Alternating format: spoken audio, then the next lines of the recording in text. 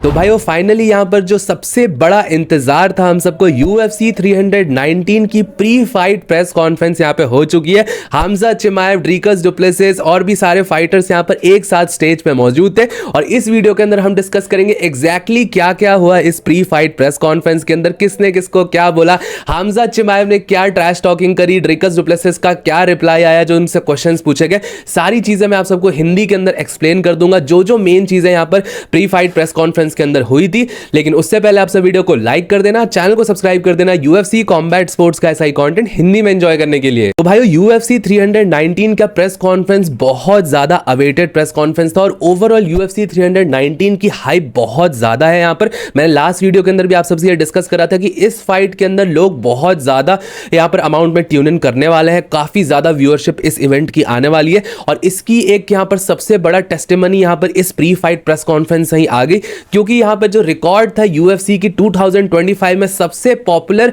Pre fight press conference का, उसको UFC 319 ने ले लिया है। यहां पे 1,10,000 लाइव कॉन्करेंट व्यूअर्स आए थे UFC के ऑफिशियल यूट्यूब चैनल पे और ये अपने आप में एक बहुत बड़ा नंबर है कंसिडरिंग UFC और MMA एक नीश स्पोर्ट अभी कंसिडर किया जाता है, इसको एक मेन स्ट्रीम स्पोर्ट कंसिडर नहीं किया जाता। उस स्पोर्ट के यहां पर 1,10,000 एक तरीके से आप समझ सकते हो लाइव व्यूअर्स यहां पर जाना बहुत बड़ी बात है और इसी से कहीं ना कहीं ये पता चलता है कि UFC 319 अपने आप में ही बहुत ज्यादा पॉपुलर है और इसकी यहां पर हाइप सबसे ज्यादा है रिसेंट टाइम्स में किसी भी इवेंट के कंपैरिजन में। लोग यहां पर इसको इंटरनेशनल फाइट वीक वाले event Ilia Topuria versus Charles Oliveira से कंपेयर कर रहे थे, उसकी भी यहां पर हाइप डेफिनेटली काफी ज्यादा थी, लेकिन कहीं ना कहीं वो फाइट काफी क्लोजली यहां पर अनाउंस हुई थी, साथ ही साथ वो इंटरनेशनल फाइट वीक में थी तो उसको अपने आप ही अलग से हाइप थी। बट ये जो UFC 319 कार्ड है इसको सोलली यहां पर ड्रीकस डुप्लेसिस और स्पेशली यहां पर हमजा चिमाएव के कारण इसकी हाइप बहुत ज्यादा बढ़ी है। अब भाई बात करते हैं कि यहां पर क्या प्रेस कॉन्फ्रेंस के अंदर ट्रैश टॉकिंग हुई। तो जैसा मैंने लास्ट वीडियो के अंदर बताया था भाइयों कि यहां पर कोई फोर्स ट्रैश टॉकिंग नहीं करी गई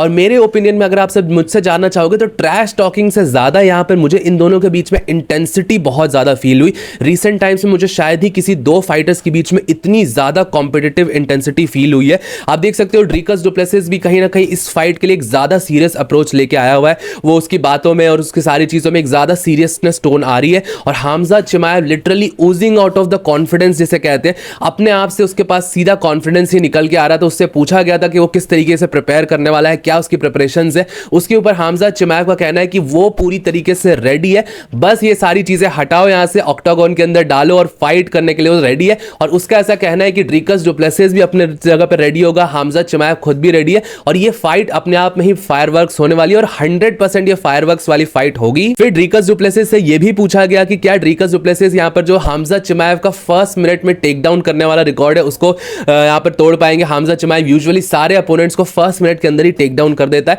तो उस पर ड्रीकस डुप्लेसिस का कहना है कि वो यहां पर गेम प्लान यही लेके आने वाला है कि वो 100% सारे टेक डाउन्स को डिफेंड करेगा, लेकिन अगर वो टेक डाउन हो भी जाता है तो वो वापस से खड़ा हो जाएगा। इस चीज के ऊपर उसकी यहां पर कॉन्फिडेंस है और ये स्टेटमेंट यहां पर पूरी तरीके से कंसिस्टेंट रही है पूरे फाइट के बिल्डअप में ड्रीकस डुप्लेसिस के कैंप की तरफ से। उनका ऐसा कहना है कि वो बिल्कुल भी स्कैर्ड नहीं है हमजा चिमाएव के साथ रेसल करने के लिए, वो इस चीज को अवॉइड कर ही नहीं रहे, वो इस चीज को एज अ रियलिटी फेस कर रहे हैं और ये एक बहुत बड़ा और बहुत स्ट्रांग ओपिनियन है हमजा चिमाएव के अगेंस्ट ड्रीकस डुप्लेसिस या किसी भी अपोनेंट के अगेंस्ट, क्योंकि जब आप यहां पर किसी चीज से भागते नहीं हो, उस चीज को एम्ब्रेस करते हो तो उस टाइम पे वो फाइटर काफी ज्यादा डेंजरस हो जाता है। और मैंने यूजुअली देखा है कि जो भी दागिस्तानी फाइटर्स को हराया है, जिसने भी ये कॉकस माउंटेन के फाइटर्स को हराया है, उसने यहां पे जब तक यहां पर रेसलिंग से डरना बंद किया जिस फाइटर ने और रेसलिंग को एम्ब्रेस करा, उसको पता है कि वो यहां पर टेक डाउन होगा, लेकिन टेक डाउन होने के बाद क्या करना है उस चीज के ऊपर जिस भी फाइटर ने यहां पे वर्किंग करा है उसने दागिस्तानीज के अगेंस्ट यहां पर दागिस्तानीज या जो भी चेचन्स हैं इनके अगेंस्ट यहां पे सक्सेस लिए। बहुत बड़े एग्जांपल्स हैं यहां पर मिराब डॉलिशविली, उसकी खुद की अपनी रेसलिंग बहुत अच्छी है, उसको टेक डाउन करना बहुत मुश्किल है। फिर अलेक्जेंडर वोल्कानोव्स्की एक बहुत अच्छा एग्जांपल है, जब उसकी फर्स्ट फाइट इस्लाम के साथ हुई थी वो यहां पे टेक डाउन हुआ था बट उसके बाद उसको पता था, वो पैनिक नहीं करा ग्राउंड पे जाने के बाद, उसके बाद भी उसने बिल्डअप करा और वापस से खड़ा हुआ था। तो ड्रीकस डुप्लेसिस भी यहां पर सिमिलर तरीके का ही अप्रोच लेने वाला है, वो ओवरवेल्म नहीं होने वाला है किसी भी तरीके से हमजा चिमाएव की रेसलिंग से। बाकी हमजा चिमाएव का ऐसा कहना है कि वो 100% इस टाइटल फाइट को जीतने वाले हैं और यहां पर उनका ये भी एक स्टेटमेंट निकल के आया कि अफ्रीका को अब ये बेल्ट नहीं दिखने वाली है। हालांकि अगर आप सबको नहीं पता है तो ड्रीकस डुप्लेसिस साउथ अफ्रीका से आता है और अफ्रीकन चैंपियन है, तो यहां पर हमजा चिमाएव ने बेसिकली ये बोला है कि अफ्रीका को अब लंबे टाइम तक बेल्ट नहीं दिखने वाली, क्योंकि वो कॉन्फिडेंट है कि यहां पर ड्रीकस डुप्लेसिस को हराने वाले, और ये ट्रैश टॉकिंग बेसिकली हमजा चिमाएव की तरफ से हुई थी। बाकी भाई ओवरऑल ट्रैश टॉकिंग कुछ बहुत ज्यादा नहीं हुई, बट स्टिल ये प्रेस कॉन्फ्रेंस की हाइप बहुत ज़्यादा थी। और ये एक चीज़ बहुत ज़्यादा शॉकिंग मैंने खुद नोटिस करा और आप सब ने भी ज़रूर से नोटिस करा हो। मेरे लिए तो ये शॉकर है, बहुत सारे लोग बोल रहे थे एक्सपेक्टेड है, बट पर्सनली मुझे बहुत ज़्यादा शॉकर लगा था। इवन दो ये फाइट यहाँ पर यूएस के अंदर हो रही है,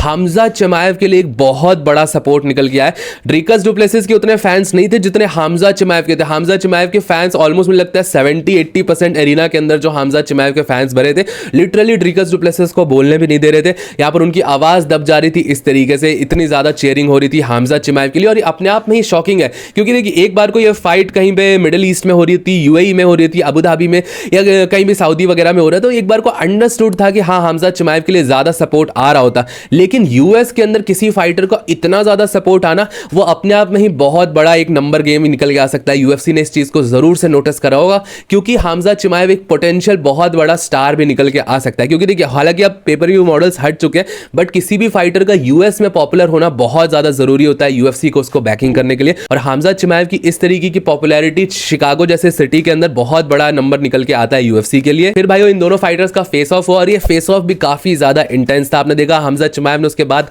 कुछ चीज़ें यहाँ पर बोली भी ड्रीकस डुप्लेसिस को, जो कि यहाँ पर निकल के आ जाएगा उसका ऑडियो, उसमें फिर पता चलेगा क्या बोला। हालांकि इन दोनों के बीच में बहुत ज़्यादा इंटेंसिटी थी, चीज़ें कुछ भी एक सेकंड भी और ज़्यादा इधर उधर होती तो चीज़ें खराब हो सकती थी। ड्रीकस डुप्लेसिस भी प्रिपेयर्ड था, हमजा चिमाएव भी प्रिपेयर्ड था। और 2 दिन पहले जो यहाँ पर एक और डाउट निकल के आया था कि ड्रीकस डुप्लेसिस का साइज काफ़ी ज़्यादा छोटा लग रहा था जब एम्बेडेड ब्लॉग में ये दोनों कैप्चर हुए थे साथ में। तो ये यहाँ पर इस प्रेस कॉन्फ्रेंस के अंदर और इनका जब यहाँ पर first time official face of हुआ है, तो इसमें तो यहाँ पर कोई भी बहुत ज़्यादा साइज डिस्क्रिपेंसी नहीं दिख रही है। ड्रीकस डुप्लेसिस की ऑन द अदर हैंड यहाँ पर हाइट ऑलमोस्ट इक्वली दिखी हमजा चिमाएव के, उनके आई टू आई लेवल यहाँ पर मैच कर रहा था। अब वो जूतों के कारण भी हो सकता है, कुछ और एंगल्स के कारण भी हो सकता है, वो मुझे नहीं पता, बट इस टाइम पे ड्रीकस डुप्लेसिस बिल्कुल भी अंडर साइज नहीं लग रहा ऐसा जहां यहाँ पे निकल के आया था या उस एम्बेडेड ब्लॉग के अंदर दिखा था। तो ये वाला जो यहाँ पे डाउट निकल के आया था वो भी क्लियर हो गया इस प्रेस कॉन्फ्रेंस से। बाकी भाइयों आप सबको ओवरऑल ये प्रेस कॉन्फ्रेंस किस तरीके की लगी, कैसी लगी आप सबको ये प्रेस कॉन्फ्रेंस, मुझे नीचे कॉमेंट सेक्शन में जरूर बताइएगा। टिल देन वीडियो पसंद आया होगा तो प्लीज वीडियो को लाइक, चैनल को सब्सक्राइब कर दीजिएगा। मिलता हूं आप सबको नेक्स्ट वीडियो में अगले अपडेट के साथ।